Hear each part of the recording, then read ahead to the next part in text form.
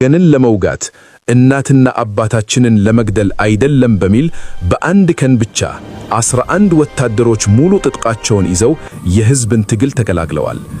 በተለይም መሳይ በምዕራብ አማራ ቀጠና ሰሞኑን እንደ ቅጠል ከረገፈውና ሙትና ቁስለኛ ሆኖ ከተበተነው የ25ኛ ክፍለ ጦር ምትክ የገባው 75ኛ ክፍለ ጦር 7 አባላት እንዲሁም በደብረ ማርቆስ ከመሸገው ኃይል 4 ወታደሮች ዘመናዊ መሳሪያቸውን ከነሙሉ ጥጥቃቸው ይዘው ለፋኖ እጃቸውን ሰጥተዋል።